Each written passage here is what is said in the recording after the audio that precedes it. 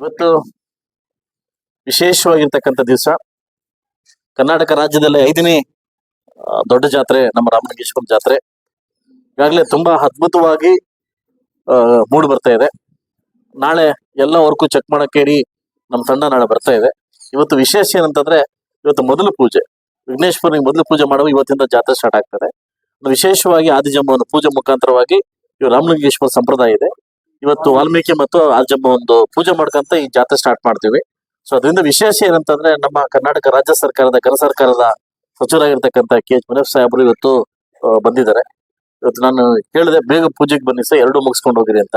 So ಅದರಿಂದ ಇವತ್ತು ಆವತಿಯನ್ನು ಕೊಟ್ಟು ಅಂದ್ರೆ ಪೂರ್ಣಾವತಿಯನ್ನು ಕೊಟ್ಟು ಇವತ್ತಿಂದ ಜಾತ್ರೆ ಸ್ಟಾರ್ಟ್ ಆಗಿದೆ. ವಿಶೇಷ ನಮ್ಮ ಜಿಲ್ಲೆಯವರು, ನಮ್ಮ ಜಿಲ್ಲೆ ಸಚಿವರು ಅಂದ್ರೆ ಇಲ್ಲಿಂದನೇ ಹುಟ್ಟು ಬೆಳಿತಕ್ಕಂಥ ರಾಜಕಾರಣಿ ಅವರು. ಅದರಿಂದ ನಮ್ಮ ಮುಳಬಾಗಿಲು ತಾಲೂಕಿನ ಎಲ್ಲೇ ದೇವಸ್ಥಾನ ಆದ್ರೂ ಕೂಡ ಫಸ್ಟ್ ಅಟೆಂಡ್ ಅವ್ರು ಇರ್ತಾರೆ. ಯಾಕಂದ್ರೆ ದೈವಭಕ್ತಿ ಇರ್ತಕ್ಕಂಥ ಇವರು. ಸೊ ಅದರಿಂದ ಅವ್ರ ಜೊತೆ ನಾನು ಕೂಡ ಬಂದು ಇವತ್ತು ಪೂಜೆ ಮಾಡೋ ಮುಖಾಂತರವಾಗಿ ಇಡೀ ಮುಳಬಾಗಿಲು ತಾಲೂಕಿಗೆ, ಕರ್ನಾಟಕ ರಾಜ್ಯಕ್ಕೆ ಸಮೃದ್ಧವಾಗಿರ್ತಕ್ಕಂಥ ಜೀವನ ಬರ್ಬೇಕಂದ್ರೆ, ಮಳೆ ಬೆಳೆ ಚೆನ್ನಾಗಾಗ್ಬೇಕು, ರೈತರ ಮುಖದಲ್ಲಿ ಒಳ್ಳೆ ಕಳೆ ಬರ್ಬೇಕಂದ್ರೆ ಇವತ್ತು ನಮ್ಮ ರಾಜ್ಯ ಸುಗಮವಾಗಿರ್ಬೇಕಂತ ದೇವರ ಕೇಳ್ಕೊಂತ ಇವತ್ತಿಂದ ಏನು ಕುಂದು ಕೊರತೆಗಳಿಲ್ಲದೆ ದೇವರಲ್ಲಿ ನಾನು ಪ್ರಾರ್ಥನೆ ಇಟ್ಟಿದ್ದೀನಿ. ಈ ಜಾತ್ರೆಯಲ್ಲಿ ಯಾರಿಗೂ ತೊಂದರೆ ಆಗ್ದಂಗೆ, ಸುಮಾರು 50-60 ಲಕ್ಷ ಜನ ಸೇರ್ತಾರೆ, ಯಾರಿಗೂ ತೊಂದರೆ ಆಗ್ದಂಗೆ ಕಾಪಾಡಪ್ಪ, ಅದನ್ನ ದಯವಿಟ್ಟು ನೆರವೇರಿಸ್ಬಿಡಪ್ಪ ಅಂತ ಕೇಳ್ಕೊಂಡಿದ್ದೀನಿ. ಅದರಿಂದ ಎಲ್ಲ ನಾಯಕರು ಕೂಡ, ಮುಳಬಾಗಿಲು ತಾಲೂಕು ನಾಯಕರು ಪಕ್ಷಾತೀತವಾಗಿ ಎಲ್ಲರೂ ಬಂದು ದೇವರ ಸಮ್ಮುಖದಲ್ಲಿ ಪ್ರಾರ್ಥನೆ ಮಾಡ್ಕೊಂಡು ಹೋಗ್ತಾ ಇದ್ವಿ. ಎಲ್ಲರೂ ಜಾತ್ರೆ ಬಹಳ ಸುಪ್ರಸಿದ್ಧ ಅಂತೂ ಇಡೀ ಭಾರತದಲ್ಲೇ ವಿಶೇಷವಾದಂತ 5ನೇದು.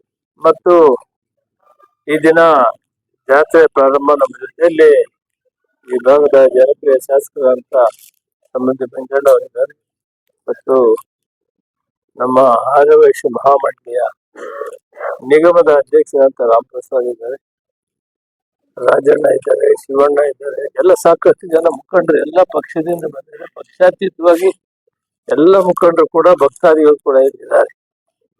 ಇವತ್ತು ರಾಮಲಿಂಗೇಶ್ವರ ಸ್ವಾಮಿ ನಾವೆಲ್ಲ ಪ್ರಾರ್ಥನೆ ಮಾಡೋಣ, ಮುಂಬರುವ ದಿನಗಳಲ್ಲಿ ಒಳ್ಳೆ ಮಳೆ ಬೆಳೆ ಬರಲಿ, ಸಮೃದ್ಧಿ ಆಗಲಿ, ಜನರು ಭಾವೈಕ್ಯದಿಂದ ಪ್ರೀತಿ ವಾತ್ಸಲ್ಯದಿಂದ ಬಾಡಿ ಬದುಕೋಣ ಅಂತ ಆ ಶಕ್ತಿಯನ್ನ ರಾಮಲಿಂಗೇಶ್ವರ ಸ್ವಾಮಿ ನಮಗೆ ಪ್ರಾರ್ಥಿಸಲಿ ಅಂತೇಳಿ ಅವರಿಗೆ ಪ್ರಾರ್ಥನೆ ಮಾಡೋಣ.